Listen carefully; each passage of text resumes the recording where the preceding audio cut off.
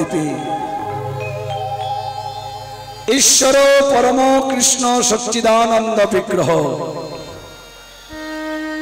অনাদির আদি গোবিন্দ যিনি সর্ব কারণের কারণম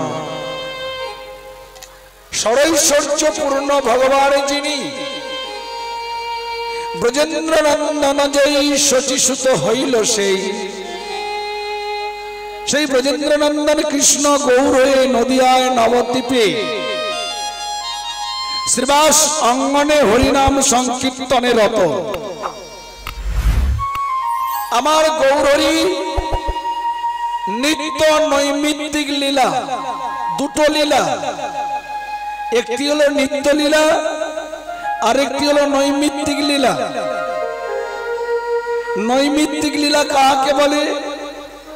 যে লীলা কখনো কখনো কোন কোন কারণবশত, অকারণে নয়, কারণবশত যে লীলা হয় তাকে বলে নৈমিত্তিক লীলা। যেমন জগাই মাদাই উদ্ধার, কাজী উদ্ধার, চাপাল গোপাল উদ্ধার, গৌরহরি সন্ন্যাস লীলা, এগুলো কারণে হয়েছে। এ তো নবদ্বীপের কথা গেল। বৃন্দাবনে পুতনাবধ, অঘাসুরবধ, বকাসুরবধ, কালিয়নাগ দমন, গিরিধারণ, এগুলো হলো কারণবশত। তাই এই লীলাকে বলে নৈমিত্তিক লীলা। আর নিত্য লীলা কাকে বলে? যে লীলা অনাদিকাল হইতে চলেছে, চলেছে এবং চলবে। যে লীলার ভূত বর্তমান ভবিষ্যৎ তিন কাল সত্য।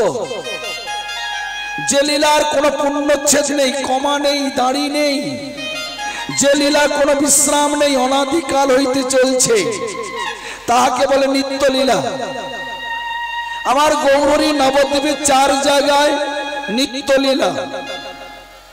সচিমায়ের অঙ্গনে, শ্রীবাসের অঙ্গনে, নিত্যানন্দের নর্তনে এবং রাঘবের ভবনে 4 জায়গায় নিত্য বিরাজমান। অদ্যাবধি সেই লীলা করে গোড়ারায় কোন কোন ভাগ্যবানে দেখিবারে পায়। নিতাই গৌর হরি বল, হরি বল। কোন কোন ভাগ্যবান, সব ভাগ্যবান দেখতে পাবে না। জগতে অনেক ভাগ্যবান আছে, রূপে ভাগ্যবান কেউ, কেউ যশে ভাগ্যবান, কেউ পাণ্ডিত্যে ভাগ্যবান। এই সকল ভাগ্যবানের ভাগ্যে এই নিত্য লীলা, গৌর গোবিন্দ লীলা দর্শন হবে না। তাহলে ভাগ্যবান কে? নরোত্তম ঠাকুর মহাশয় প্রেম ভক্তি চন্দ্রিকায় গুরু বন্দনায়, প্রথমেই গুরু বন্দনায় তিনি কে ভাগ্যবান এমন লীলা দর্শন করবে নির্ণয় করে দিয়েছে। নরোত্তম ঠাকুর মহাশয় লেখনী প্রেম ভক্তি চন্দ্রিকা এমনই একটি মহান গ্রন্থ। যেমন ছাত্র ছাত্রী স্কুলে পড়াশোনা করে, যতই মাস্টার পড়া বুঝিয়ে দিক না কেন, প্রাইভেটে পড়ে, প্রাইভেটে মাস্টার যতই পড়া বুঝিয়ে দিক না কেন, তার যদি ছাত্রবন্ধু কাছে না থাকে, ছাত্রবন্ধু না থাকলে পড়া এগোবে না। মাস্টারমশাই কেমন বুঝালো, প্রাইভেটে মাস্টার কেমন বুঝালো এবং তিনি নিজে কেমন বুঝলো, ঘরে এসে একটা অঙ্ক কষছে, অঙ্কটা যখন ছাত্র বন্ধুর সঙ্গে যতক্ষণ না মিলছে ততক্ষণ পর্যন্ত তার বিশ্বাস এখনো আমার মাথায় অঙ্কটা ঢুকেনি। এই অঙ্ক যদি পরীক্ষায় আসে আমি 0 পাবো। যখন ছাত্র বন্ধুর সঙ্গে মিলে গেল তখন তার 100% বিশ্বাস যে অঙ্কটা আমি বুঝতে পেরেছি, এই অঙ্ক যদি পরীক্ষায় আসে আমি 10-এর 10 নাম্বার পাবো। ছাত্র ছাত্রীর যেমন পড়াশোনায় এগোতে গেলে ছাত্র বন্ধু প্রয়োজন, তাই মন বলা হয়েছে ছাত্র বন্ধু, তেমনি আমাদেরও ভজনের বন্ধু, আমাদের ভজনের বন্ধু এই প্রেম ভক্তি চন্দ্রিকা। লোকে তোমায় মহান বলতে পারে, কেমন তুমি ভজন করছো, সঠিক হচ্ছে কিনা, প্রেম ভক্তি চন্দ্রিকার সঙ্গে অক্ষর মিলিয়ে মিলিয়ে দেখতে হবে। প্রেম ভক্তি চন্দ্রিকাকে তুমি যতক্ষণ আশ্রয় না করছো ভজনে পরিপূর্ণতা লাভ হবে না। নিতাই গৌর হরি বল, হরি বল। প্রেম ভক্তি চন্দ্রিকা হলো আমাদের ভজনের বন্ধু। তাই গুরু বন্দনায় বলেছেন কে ভাগ্যবান গৌর লীলা দর্শন পাবে? শ্রী গুরু করুণা সিন্ধু শ্রী গুরু করুণা সিন্ধু অধম জনার বন্ধু অধম জনার বন্ধু। নির্ণয় করে দিলেন ভাগ্যবান। এই জগতে দুজন করুণা সিন্ধু এসেছে। প্রথম করুণা সিন্ধু হা কৃষ্ণ করুণা সিন্ধু, আর দ্বিতীয় করুণা সিন্ধু আমার মতো জীবকে উদ্ধার করবার জন্য তিনি গুরু রূপে এসেছেন। কৃষ্ণের করুণার বিগ্রহ, করুণার মূর্তি গুরু রূপে জীবের নিস্তার লাগি নন্দসুত হরি ভুবনে প্রকাশ হইলেন গুরু রূপ ধরি। দ্বিতীয় করুণা সিন্ধু হল শ্রী গুরুদেব।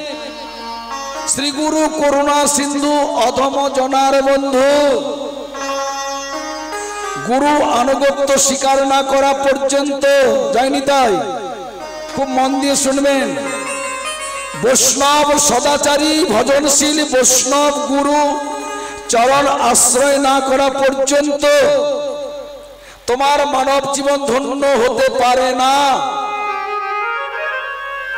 তাহলে গুরু চরণে কিভাবে থাকতে হবে? উঁচু হয়ে থাকলে হবে না। উঁচু হয়ে থাকলে করুণা পাওয়া যাবে না, লীলা দর্শন হবে না। বৃষ্টি পাকা ছাদে হয়, রাস্তাঘাটে হয়, বন জঙ্গলে হয়, মাঠে ঘাটে হয়। বৃষ্টি জল কি পাকা ছাদে দাঁড়ায় না গাছপালায়, না উঠানে, না রাস্তাঘাটে? কোথায় দাঁড়ায়? বৃষ্টি জল গড়তে গড়তে সব থেকে নিচু যেখানে সেখানেই জমে। তেমনি গুরুদেবের কৃপা রূপ বাড়ি সমস্ত ভক্তের উপর সমানভাবে পড়ছে। কিন্তু যে শিষ্যের মাথা উঁচু, আমার গুরুদেবের যত শিষ্য সব থেকে আমি বড় পণ্ডিত, যত শিষ্য আছে আমার গুরুদেবের সব থেকে আমি ধনাঢ্য ব্যক্তি, এই যে মাথা উঁচু, গুরুদেবের করুণা পড়ছে জোরে, কিন্তু মাথা উঁচু থাকার কারণে করুণার জমছে না, গড়িয়ে পড়ছে। কোথায়? সব থেকে নিচু জায়গায়, যে গুরুচরণে নিজেকে দৈন সহকারে অধম হতে পেরেছে। শ্রী গুরু করুণা সিন্ধু অধম জনার বন্ধু লোকনাথ লোকের জীবন। নিতাই গৌর হরিবল হরিবল হরিবল। তাই প্রেম ভক্তি চন্দ্রিকাকে বলা হয়েছে আমাদের ভজনের বন্ধু। প্রতি মুহূর্তে প্রতি পদক্ষেপে প্রেম ভক্তি চন্দ্রিকাকে দেখতে হবে, সুন্দর করে মনোনিবেশ করে বুঝবার চেষ্টা করতে হবে। আর যদি বুঝতে না পারো বৈষ্ণবের কাছে যাও, গুরুচরণে যাও। এ বড় কঠিন গ্রন্থ বাবা। সংহরি পূরব লীলা শ্রী গৌরাঙ্গ রায়, গৌরী নিত্যলীলা 4 জায়গায়, আজকে 1 জায়গায় শ্রীবাস অঙ্গনে হরিনাম সংকীর্তনে মাত্র। হরিনাম সংকীর্তন করতে করতে হঠাৎ পূর্বের লীলাটি স্মরণ করলেন। সংহরি পূরব লীলা, সংহরি পূরব লীলা। গৌরী পূর্বের লীলাটি স্মরণ করলেন গো। কোন লীলা? আমার গৌরী তো অনন্ত লীলা, দ্বারকা লীলা, বৈকুণ্ঠ লীলা, অযোধ্যা লীলা, মথুরা লীলা, এ সমস্ত লীলা স্মরণ করেননি আমার গৌরী। গৌরী লীলা স্মরণ করলে বৃন্দাবনের লীলা। যখনই বৃন্দাবনের লীলা চিন্তার মধ্যে এনেছেন, চিন্তন করেছেন, আর পূর্বের ভাবে ভাবিত হয়ে হাতে বাঁশি নাই, অমনি ত্রিভঙ্গ বঙ্কিমঠামে দাঁড়ালেন, মুরলীর শব্দ করি বদন বাজায়। তাই নরোত্তম ঠাকুর মহাশয় প্রেম ভক্তি চন্দ্রিকা আরেক জায়গায় বললেন, সাধন শরণ লীলা, সাধন শরণ লীলা, ইহাতে না করো হেলা, ইহাতে না করো খেলা, তাই মনে করিয়া সুসার, তাই মনে করিয়া সুসার। সাধন করো। প্রত্যেকটা জীব প্রতি মুহূর্তে সাধনা করছে। কর্মময় জগৎ, আমরা কর্ম করছি। প্রকৃত সাধন কোন সাধন শ্রেষ্ঠ? কেউ রূপের জন্য সাধনা করছি, কেউ পাণ্ডিত্যের জন্য সাধনা করছি, কেউ চাকরি পাওয়ার জন্য সাধনা করছি। এই সমস্ত সাধন শ্রেষ্ঠ সাধন নয়। সাধন শরণ অর্থাৎ লীলা চিন্তন করতে হবে। লীলা কোন লীলা? বৃন্দাবনের লীলা। কায় মানে দেহ, দেহ মনে করিয়া সুসার। এই প্রেমভক্তি চন্দ্রিকায় আরেক জায়গায় বললেন মনের শরণ প্রাণ, মনের শরণ প্রাণ, মধুর মধুর ধাম, মধুর মধুর ধাম, কৃষ্ণ প্রেম বিলাসের নিধি, কৃষ্ণ প্রেম বিলাসের নিধি। মনের শরণ প্রাণ। শুধু এইটুকু কথা যতক্ষণ না বুঝতে পারবো,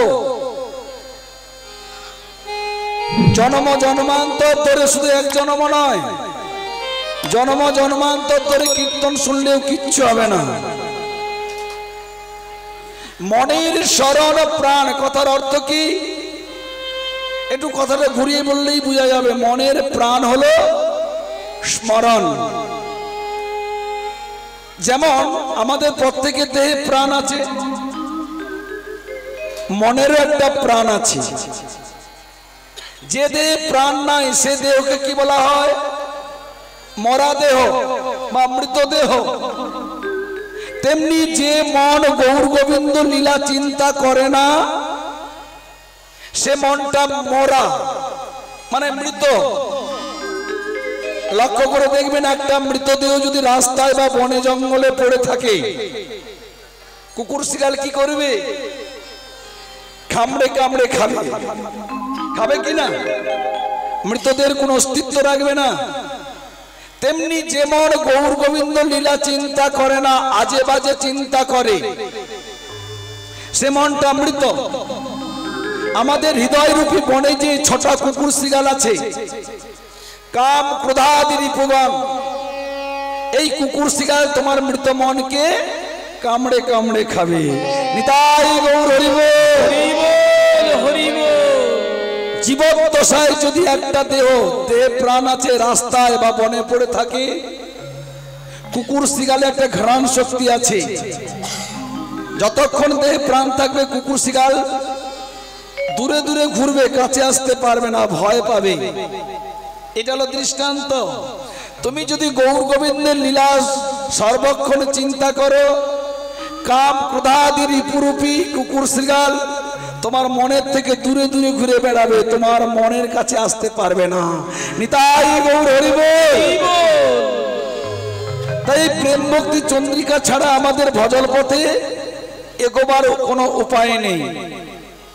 এবং চৈতন্য চরিতামৃত এমন একটি মহান গ্রন্থ, যে গ্রন্থকে স্বয়ং রাধারানী বিশ্বনাথ চক্রবর্তী পাদকে বলেছেন, কৃষ্ণদাস কবিরাজ গোস্বামী আমার কস্তুরী মঞ্জুরি, ও যা লিখেছে সব সত্য, একটা দাড়ি কমা পুণ্যচ্ছেদের ভুল নেই। স্বয়ং রাধারানী স্বীকৃতি দিয়েছেন চৈতন্য চরিতামৃতকে। কৃষ্ণদাস কবিরাজ গোস্বামী বলেছেন, ভবসিন্ধু তরিবার আছে যার চিত্ত, শ্রদ্ধা করি শোনো এবে চৈতন্য চরিত। ভব সাগর পাড়ি দিয়ে গৌর গোবিন্দ চরণে যদি যাওয়ার ইচ্ছা থাকে, শ্রদ্ধা করে শোনো। ওই পাণ্ডিত্যে মানে পাণ্ডিত্য জন্মানোর জন্য মুখস্থ করা দরকার নাই, শ্রদ্ধা করে আস্বাদন করো, শোনো। আবার বলেছেন, এই চৈতন্য চরিতামৃত নীতি যেবা করে পান, তাহার পদধৌত জল আমি নিত্য করি পান। কৃষ্ণদাস কবিরাজ গোস্বামী বলেছেন যে প্রতিদিন চৈতন্য চরিতামৃতকে আস্বাদন করবে, পড়বে, আমি নিজ হাতে তার পদধৌত করে সেই প্রক্ষালিত জল আমি নিত্য পান করব। এমনই মহান গ্রন্থ। আসুন না, আমরা তো সবাই শিক্ষিত, আমাদের এই বৈষ্ণবীয় সদাচার সম্মত যে সমস্ত গ্রন্থ বেশি করে পড়ি, তবে আমরা চৈতন্যকে জানতে পারবো, নিতাইকে জানতে পারবো, কৃষ্ণকে জানতে পারবো, অদ্বৈতকে জানতে পারবো। শুধু পড়লে হবে না, ভাগবত পড়ো গিয়ে, চৈতন্য ভাগবতে আছে, ভাগবত পড়ো গিয়ে বৈষ্ণবের স্থানে। ভাগবত পড়তে বলছে, নিজে একা একা পড়ে জ্ঞান উপার্জন করো না, বৈষ্ণবের কাছে পড়ো। কেন? তোমার বুঝার যদি কিছু ভুল থাকে বৈষ্ণব ধরিয়ে দিবে, বাবা এরকম নয়, এরকমই হবে। আবার ভাগবত শুনতে বলছে বৈষ্ণবের কাছে। কেন? বৈষ্ণব যাহা সিদ্ধান্ত করবেন সঠিক সিদ্ধান্ত, সদাচার সম্মত সিদ্ধান্ত করবেন, এবং সিদ্ধান্ত শুনতে শুনতে তুমিও একজন রত্ন হয়ে যাবে। নিতাই গৌর হরি বল। আজ আমার গৌরহরি পূর্বের লীলাটি স্মরণ করলেন, স্মরণ করা মাত্র গৌরহরি কৃষ্ণ ভাবে ভাবিত হলেন, বাঁশি বাজাচ্ছেন।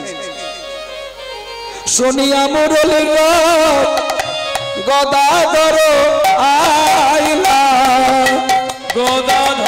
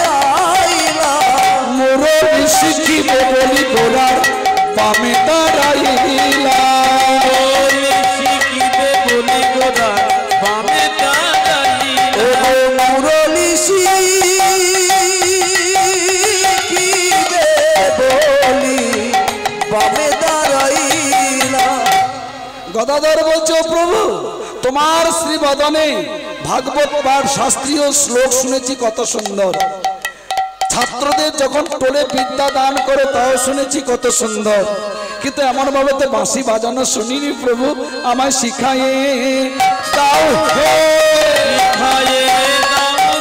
আমায় শিখায়ে দাও, কেমন করে বাজাও বাঁশি শিখায়ে দাও,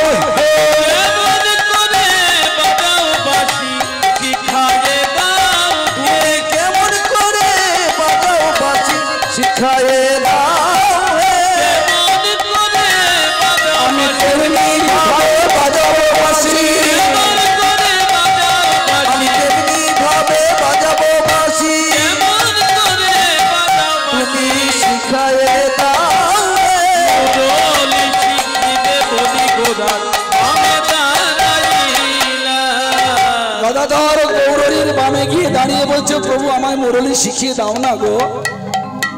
এ বললো শুনিয়া প্রভু কহে হাসি হাসি,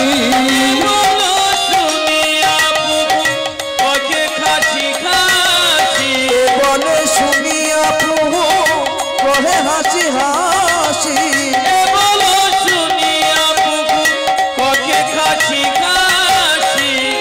গৌরহরি বলছে, গদাধর বাঁশি শিখবে ভালো কথা, কিন্তু বাঁশি শিখার আগে তার আদব কায়দাটা শিখে নাও। আগে শিখো না গোড়ালি, পরে শিখো বাঁশি,